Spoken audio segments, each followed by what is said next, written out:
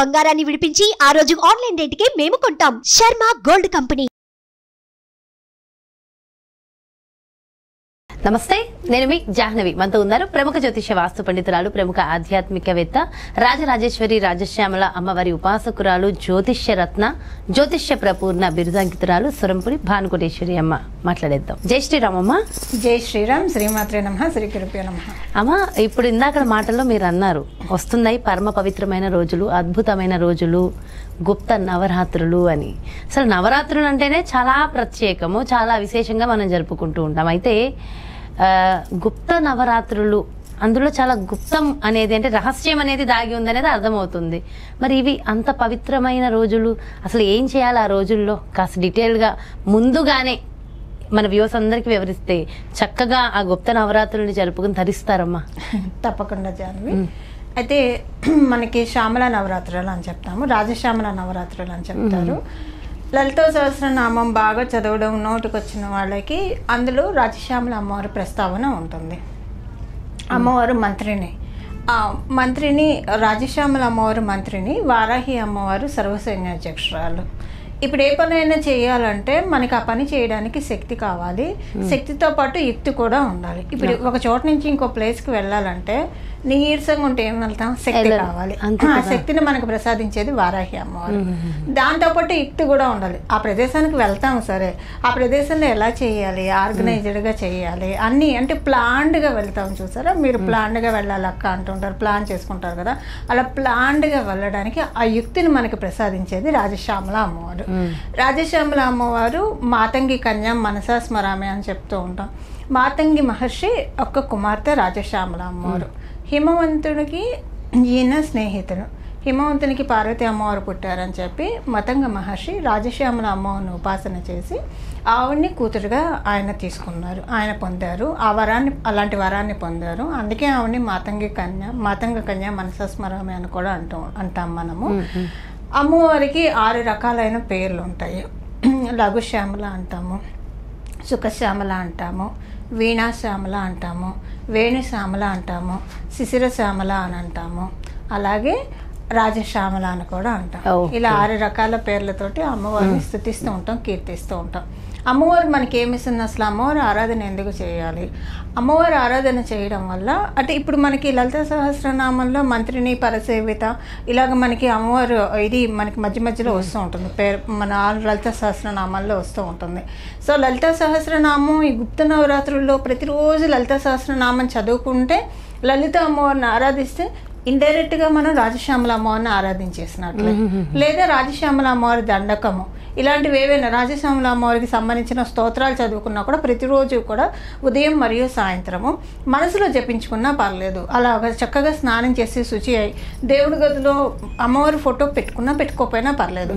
మనం రాజశ్యామల అమ్మవారు, రాజరాజేశ్వరి అమ్మవారిలో రాజశ్యామల అమ్మవారిని చూడొచ్చు. లలితా పరాభట్టారిక ప్రతిమ చాలామంది ఇళ్లలో ఉంటుంది, అందులో రాజశ్యామల అమ్మవారిని వీక్షించవచ్చు. ఏ అమ్మవారిలో అయినా సరే రాజశ్యామల అమ్మవారిని వీక్షిస్తూ మనం పూజ చేసుకోవచ్చు. ఇలా 9 రోజులు కూడా వడపప్పు, పానకం, సాయంత్రం పూట నైవేద్యం పెట్టి అది తీసుకుంటే మంచిది. అయితే ఈ అమ్మవారు మనకి ఏం చేస్తుంది, అమ్మవారిని పూజించడం వల్ల ఫస్ట్ మేధస్సుని ఇస్తుంది, బుద్ధిని ఇస్తుంది, ప్రజ్ఞని ఇస్తుంది. ఏ సిచ్యువేషన్లో మనకి ఎలా ఉండాలన్న స్థిత ప్రజ్ఞతను కూడా రాజశ్యామల అమ్మవారు ఇస్తుంది. ఇప్పుడు చాలామంది ఆటిజంతో బాధపడుతూ ఉంటారు తల్లులు. ఆటిజం నుంచి కూడా బయటపడేసే దేవత. ఎందుకంటే ఆటిజం ఎందుకు వస్తుంది, బుద్ధిమాంద్యం అంటే సరిగ్గా వాళ్ళకి బ్రెయిన్ ఎదగక కావచ్చు, ఫిజికల్ పార్ట్స్ ఎదగ కావచ్చు, ఇబ్బంది పడుతూ ఉంటారు. దాంట్లోంచి బయటపడేసే అమ్మవారు రాజశ్యామల అమ్మవారు.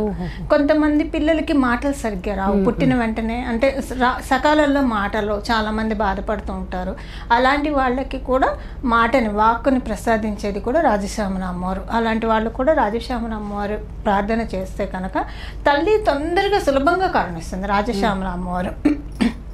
మహాకవి కాళిదాసు కూడా ఆయన పామరుడని ఆయన భార్య తెలుసుకున్నప్పుడు ఆయనకి రాజశ్యామల అమ్మవారిని పూజించు, వెంటనే సత్వరంగా కావలసిన జ్ఞానాన్ని అమ్మవారు అందిస్తుందని చెప్పినప్పుడు ఆవిడ భార్యనే గురువుగా భావించి ఆవిడ ఆదేశానుసారం కాళీ అమ్మవారి ఆలయానికి వెళ్ళి పూజిస్తే కాళీ అమ్మవారు రాజశ్యామల అమ్మవారి రూపంలో దర్శనం ఇచ్చి ఆయనకున్న 7 జన్మల అంటే 7 జన్మల తర్వాత కానీ ఆయనకు ఆ యోగం లేదు, దాన్నంతా క్షణంలో తీసేసేసి ఆయనకి వెంటనే సత్వరంగా అది ఇచ్చింది.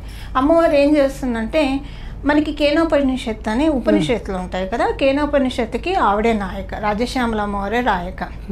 అక్కడ కేనోపనిషత్తులో ఒక ఘట్టంలో ఇంద్రుడు వీళ్ళంతా కూడా కూర్చొని ఇంద్ర మహారాజు వీళ్ళంతా అప్పుడే వాడు రాక్షసుని జయించి వచ్చారు.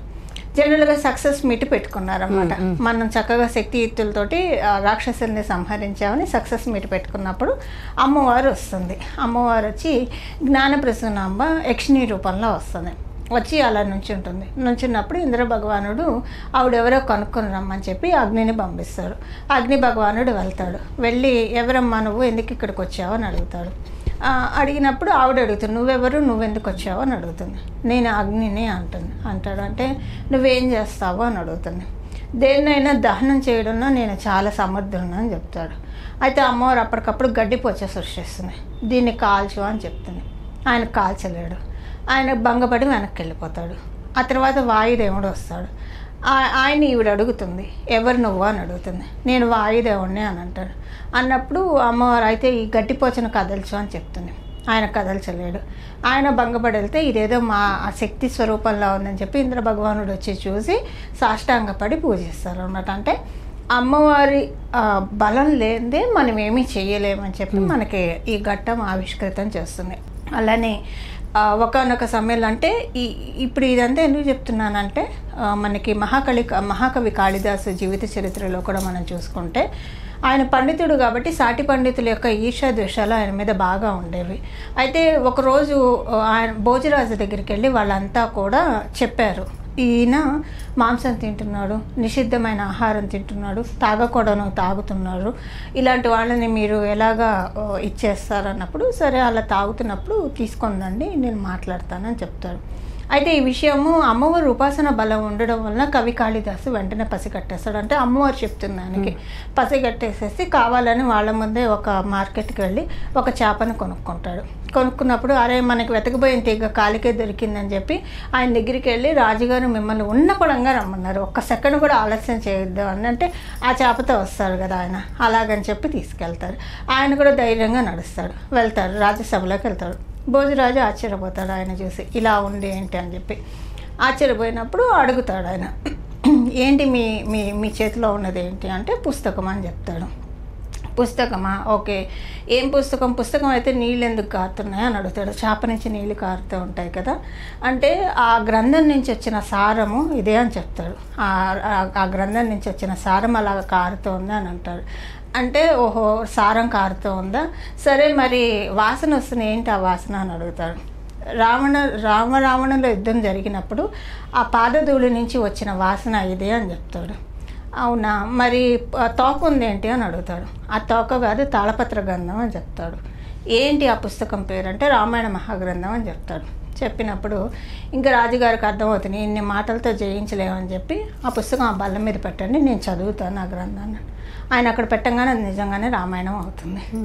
సో అంటే ఆయనకి వాక్శుద్ధి అంత ఉంటుంది. అప్పుడు పండితులకు అర్థం. ఈయన కూడా ఎందుకు చేస్తారంటే సాటి పండితులకి ఒక పండితుడి మీద ఈర్ష ఉండడం అన్ని వేళలా మంచిది కాదు. ఈర్ష అసూయ ద్వేషాలకి ఎవరైతే అతీతంగా ఉంటారో వాళ్ళే అసలైన పండితులు.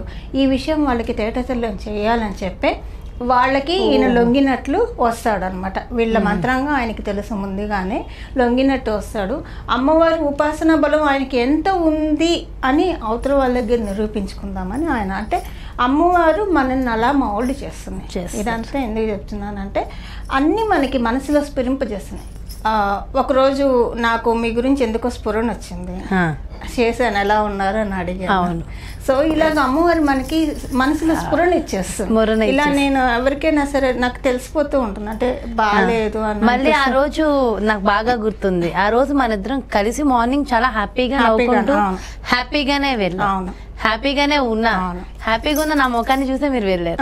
కానీ ఈవినింగ్ ఎందుకో నాకు ఎలా ఉన్నారు అని కాల్ చేశారు. నిజంగా అప్పుడు నాకు నిజంగా బ్యాడ్ సిచ్యువేషన్, అసలు ఎందుకు నాకు కూడా అర్థం. నేను అమ్మవారి ఛానల్లో ఉన్నప్పుడు మీ నుంచి నాకు ఏడుస్తున్నట్టు బాగా వినిపించింది బాధపడుతున్నట్టు, ఏడుస్తున్నట్టు కాదు బాధపడుతున్నట్టు అనిపించింది. అందుకని ఛానల్ నుంచి బయటకు వచ్చి వెంటనే మీకు కాల్ చేసేస్తాను. ఇలా చాలా మంది విషయంలో అనుభవించి చెప్తున్న విషయం జాహ్నవి. వాక్ శుద్ధి అనడానికి అంటే అది ఉంది అనడానికి నిదర్శనం ఈ కలియుగంలో మాకైతే మీరే, మాకు ప్రత్యక్షంగా కనిపించేది. అంటే అమ్మవారి ఉపాసన బలం ఎంత ఉంది మీ మీద అనేది ఒక్క సందర్భం ఏముందమ్మా, ఎన్ని సందర్భాల్లో నాకు నేనేంటి ఎంతో మంది చెప్పకుండా బయట ఉన్న మీ క్లయింట్స్, మీ భక్తులు ఎంతో మంది ఉన్నారు. అది వాళ్ళకి తెలుసు, ఇప్పుడు మేమని అనుకుంటారు వాళ్ళు. సో మనం చూస్తున్నాం కాబట్టి 100% తెలుసు. చాలా సంతోషం. అంటే అమ్మవారిని పట్టుకుంటే ఏదైనా ఇస్తుంది, ఏదైనా ఇస్తుంది, నమ్మాలి. కాకపోతే ఎప్పుడైనా సరే రాజశ్యామల అమ్మవారిని సగుణోపాసన కంటే నిర్గుణోపాసన చేస్తే తొందరగా, అంటే మనం ఫోటో పెట్టుకొని ఫోటోకి పూజించే కంటే మనసులో ధ్యానించుకుంటే కనుక అమ్మవారు ధ్యానం చేసేప్పుడు ఇప్పుడు ఫోటో పెట్టుకొని పూజ చేస్తారు, కానీ మొత్తం 100% అక్కడే ఉండాలి మనం. అలా ఉంటేనే అమ్మవారు ఆ పూజను యాక్సెప్ట్ చేస్తున్నాయి. అలా కాకుండా మనసులో ధ్యానించుకున్నప్పుడు 100% అమ్మవారి మీదే ఉంటుంది కదా. ఇంకా మనసులో ధ్యానం అంటే అంతే కదా. ఇప్పుడు కాయికంగా చేసేప్పుడు యాంత్రికంగా, ఇప్పుడు మీరు ఒక బుక్లో ఏదైనా రాస్తూ ఉంటారు, చెయ్యి ఆటోమేటిక్గా వెళ్ళిపోతూనే ఉంటుంది, బుర్ర చెప్తూ ఉంటుంది ఇదిరా అని, మీ మనసు ఇంకో చోటకి వెళ్తుంది. అది ఇది ఎవరైనా, మీరైనా కదా జనరల్గా ఎవరైనా సరే, నేనైనా ఎవరైనా ఎక్సెప్షన్ కాదు దేనికి కూడా. అలా లేకుండా మొత్తం ఫోకస్డ్గా అమ్మవారి మీద మనల్ని మనం పెట్టుకోవాలంటే మానసికంగా ఉపాసన చేయడం చాలా ఉత్తమం ఎప్పుడైనా. దాన్ని నిర్గుణోపాసన అంటాం. ఆచారకాండ, జ్ఞానకాండ అని ఉంటాయి. ఆచారకాండలో పూజ ఇలాంటివన్నీ వస్తాయి. జ్ఞానకాండ ఏంటంటే దానికి అబోవ్ లెవెల్ అనమాట. సో అంటే పూజ చేసేవాడు పూజ చేయొద్దని నేను చెప్పట్లేదు, బట్ ఇలా పట్టుకుంటే నేను అనుభవించాను కాబట్టి అమ్మ ఇంకా శీఘ్రంగా కనిపిస్తుంది. మా ఇంట్లో ఏ రకమైన రాజశ్యామల అమ్మవారి ఫోటో లేదు, కానీ నేను రాజశ్యామల అమ్మవారి ఉపాసకురాలిని. నేను మానసికంగా అమ్మవారితో కనెక్ట్ అయి ఉన్నారు. దాని నుదుటి రేఖలు కూడా మీరు చూసి చెప్పేస్తారు ఉపాసన బలంతోనే. ఒక సమయంలో నాకు అమ్మవారు చెప్పిన విషయము చెప్పమని చెప్పి అప్పటి నుంచి నేను వెంటనే స్టార్ట్ చేసి మానసికంగా మటుకు ఎప్పుడు అమ్మవారిని రాజరాజేశ్వర అమ్మవారిని ధ్యానిస్తూ ఉంటా, రాజశ్యామల అమ్మవారిని. ఇంకా మనం పూజ అంటే ఆ గంటే 2 గంటలు. అయితే ఈ సందర్భంగా ఇంకొక ప్రశ్న కూడా అడిగేస్తాను. మీరు రాజశ్యామల యాగం కూడా చేస్తున్నారు కదమ్మా, ఒకసారి దాని గురించి కూడా మన వ్యూవర్స్కి ఒకసారి చెప్పారా? శృంగేరిలో చేస్తున్నాం జాహ్నవి. ఇప్పుడు లలిత అమ్మవారికి ఉగ్ర రూపం ప్రత్యంగిర అమ్మవారు, శ్రీలక్ష్మి అమ్మవారికి ఉగ్ర రూపం వారాహి అమ్మవారు, సరస్వతి అమ్మవారికి ఉగ్ర రూపం రాజశ్యామల అమ్మవారు. అందువల్ల శృంగేరిలో శారదా పీఠం ఉందని చెప్పి అక్కడ వెళ్ళి అక్కడ నిర్వర్తిస్తున్నాను. మాఘమాసంలో శ్యామల నవరాత్రులు వస్తాయి. ఇవన్నీ అయిపోయిన తర్వాత పౌర్ణమి రోజు పట్టు ఎక్కువ ఉంటుంది ఉపాసన. ఒకసారి చెప్తారా అసలు నవరాత్రులు ఎప్పుడు మొదలవుతున్నాయి? రాజశ్యామల యాగం 10వ తారీఖు నుంచి, ఫిబ్రవరి 10 నుంచి 18వ తారీఖు నవరాత్రులు ఉన్నాయి. అయితే నేను పౌర్ణమి రోజు చేస్తున్నాను, మాఘ పౌర్ణమి రోజు 24 చేయిస్తున్నాను. రాజశ్యామల అమ్మవారి ముందు గణపతి ఆరాధన చేస్తాం కదా, అలాగే పుణ్యావచనము, అలాగే మండప ఆరాధన, రాజశ్యామల అమ్మవారికి అర్చన, రాజశ్యామల అమ్మవారికి అభిషేకము, రాజశ్యామల అమ్మవారికి హోమము, అలాగే మహావిద్య పారాయణ, శ్రీ సూక్త హోమము, దుర్గా సూక్త హోమం, ఇవన్నీ చేయిస్తున్నాను జాహ్నవి. వీటి వల్ల ఏంటంటే పదవి కావాలనుకున్న వాళ్ళకి పదవి వస్తుంది. ఇది నేను విజయనగరం నుంచి రాజశ్యామల అమ్మవారు మంత్రోపదేశం తీసుకున్న ఋత్వికుల్ని తీసుకొని వెళ్తున్నాను. కొంతమంది మనం రెగ్యులర్గా చేయించే ఋత్వికులు మీకు తెలుసు కదా, వారితో పాటు ఈ మంత్రోపదేశం పొందిన వాళ్ళని, ఈ ఉపదేశ అనుష్ఠానం చేస్తున్న వాళ్ళని తీసుకెళ్ళి చేయిస్తున్నాను, సమంత్రకంగా చేయిస్తున్నారు. అయితే అమర్ జీవితంలో ఒక ఉన్నత స్థితి రావాలి, ఉన్నత స్థితి, చక్రవర్తులు అవ్వాలి, మంచి పొజిషన్కి వెళ్ళాలి, ఉద్యోగంలోనే మంచి పొజిషన్కి వెళ్ళాలి అన్న వాళ్ళకి రాజశ్యామల అమ్మవారి నామం కానీ యాగం కానీ నిజంగా మంచి ఫలితాలు ఇస్తుంది. ఒక మంచి పదవి రావడానికి, కీర్తి పెరగడానికి అమ్మవారు కీర్తి ఇస్తుంది, పదవిని ఇస్తుంది, భోగాన్ని ఇస్తుంది. ఇప్పుడు చాలా మంది ఈ మధ్య ఇచ్చే కంప్లైంట్ ఆన్లైన్ మోసాలు, ఈ మోసంలోకి లోబడకుండా కాపాడుతుంది. ఎందుకంటే మోసంలోకి మనం లోబడకుండా ఉండాలంటే మనకి ఆ ప్రజ్ఞ కావాలి, ఆ బుద్ధి కావాలి, అలాంటి తెలివితేటలను అమ్మవారు ప్రసాదిస్తున్నారు. దీనికి ఒక చిన్న ఎగ్జాంపుల్ చెప్తాను. ఇక్కడికి ఒక 50 సంవత్సరాల కిందట జరిగిన యథార్థ గాథ, అప్పుడు న్యూస్ పేపర్లో కూడా వచ్చింది. అంటే మా నాన్నగారు చెప్పారు 50 సంవత్సరాల క్రితం అంటే నేను లేను అనుకోండి. మా నాన్నగారు తర్వాత చెప్తూ ఉంటారు కదా, చెప్పినప్పుడు విన్న విషయము. ఒకతను పేపర్లో ఒక ప్రకటన ఇచ్చాట. ప్రకటన ఇచ్చి డబ్బులు ఈజీగా సంపాదించడం ఎలాగో నేను చెప్తాను, నాకు 2 రూపీస్ అంబో చేయమని చెప్పారు. ప్రకటన ఇస్తే లక్ష మంది ఆ ప్రకటన చూసి మనీ ఆర్డర్ చేసేస్తారు. 2 అందరు అప్పుడు 50 సంవత్సరాల క్రితం 2 రూపాయలు అంటే ఎక్కువే. అదే అతనికి 2 లక్షలు వచ్చాయి. తర్వాత మరుసటి రోజు ప్రకటన డబ్బులు ఇలా సంపాదించాలని ఇచ్చి చేతులు దులిపేసుకున్నాడు. సరిపోయింది. అసలు అంటే మోసాలు, ఆన్లైన్ మోసాలు జరుగుతాయి కాబట్టి ఇలాగా మోసపోకుండా ఉండడానికి ఎప్పుడైనా సరే అమ్మవారు మనకి చక్కగా ఉపకరిస్తుంది జాహ్నవి. అండ్ ఇంకొకటి, నేను ఇన్నాళ్ళు ఎన్నో పూజలు చేయించాను కానీ, ఎన్నో హోమాలు చేయించాను కానీ, రాజశ్యామల హోమం నేను ఫస్ట్ టైం చేస్తాను. ఇప్పటివరకు ఎప్పుడు చేయించాను. మీరు అమ్మవారి ఉపాసకురాలు కాబట్టి అది ఇంకా అద్భుతం.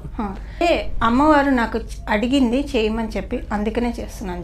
ధ్యానంలో కూర్చున్నప్పుడు అమ్మవారు నా యాగం చెయ్యి అని చెప్పి అమ్మవారు అనుజ్ఞ, ఎందుకంటే అమ్మవారు అనుజ్ఞ తీసుకోకుండా చేసే ధైర్యం నేను ఎప్పుడు చేయలేదు. నేను ఎంత ఉపాసన, ఏ పూజలు చేసినా మీకు ఒక అమ్మవారి నుంచి సైన్ వస్తేనే మీరు మొదలు పెడతారు కదమ్మా. రాజశ్యామల అమ్మవారి నుంచి మొదటిసారిగా వచ్చింది నాకు చెయ్యి, నా యాగం చెయ్యని. ఆ ధ్యానం అయిపోయిన తర్వాత నేను అప్పుడు మటుకు బాగా మనసులో ఉండి చెయ్యాలని చెప్పి వస్తుంది, నవరాత్రులు కదా తర్వాత చేద్దామని చెప్పి అనుకున్నాను. ఆ తర్వాత నేను మర్చిపోయా విషయాన్ని, సీరియస్గా చెప్తున్నా, విషయాన్ని మర్చిపోయి మామూలు లౌకిక విషయాల్లో ఇల్లు అవి సవరించుకోవడంలో పడ్డా. అదే రోజు ఈవినింగ్ నాకు ఒకళ్ళు కాల్ చేశారు, నన్ను అనుసరించే వాళ్ళు, నా చేత జాతకం చెప్పించుకునే వాళ్ళు వీళ్ళు ఉంటారు కదా, వాళ్ళు అడిగారు, అమ్మ రాజశ్యామల హోమం ఎప్పుడు చేయిస్తున్నారమ్మా అని. వాళ్ళకి అసలు నేను ఎప్పుడు చేయిస్తానన్న ఎక్స్పెక్టేషన్ అదేం లేదు, ఎప్పుడు పెడుతున్నారు ఇలానే అడిగారు నన్ను. పొద్దున నాకు వచ్చింది కదా అమ్మవారు మళ్ళీ ఇంకొకసారి గుర్తు చేస్తుంది అని చెప్పేసి. ఇది మటుకు అన్ని హోమాలు భగవత్ సంకల్పంతో జరిగినా కూడా ఇది మటుకు 100% అమ్మవారి ఆదేశానుసారమే చేయిస్తున్నాను. ఇప్పటి వరకు ఎప్పుడు ఆ అవకాశాన్ని ఇచ్చినందుకు నేను మనస్ఫూర్తిగా ఎప్పటికీ అలాంటి భాగ్యాన్ని కలిగించమనే కోరుకుంటున్నాను. ఫస్ట్ టైం జాహ్నవి రాజశ్యామల అంటే నేను అమ్మవారి ఆదేశం లేకుండా చేయకూడదని ఫస్టే ఫిక్స్ అయ్యాను. కేవలం ఉపాసన వరకే ఉంచుకున్నాను, అమ్మవారి ఆదేశానుసారమే చేస్తుంది. చాలా చాలా సంతోషం అమ్మ. అండ్ అమ్మవారి శ్యామల గుప్త నవరాత్రుల గురించి వివరిస్తూనే మీరు నిర్వహించేటటువంటి అద్భుతమైన రాజశ్యామల ఈ హోమం గురించి ప్రత్యేకంగా వివరించారు. వినడానికి కూడా చాలా చాలా సంతోషంగా ఉందమ్మా. Thank you so much. నమస్కారం. మంగళం. నమో భగవతే వాసుదేవాయ. ఎస్, చూసారు కదండి, ఇది మరి ఫిబ్రవరి 24న పౌర్ణమిని పురస్కరించుకుని రాజశ్యామల హోమాన్ని నిర్వహిస్తున్నారు శృంగేరిలో మన సురంపుడి భానుకోటేశ్వరి అమ్మ.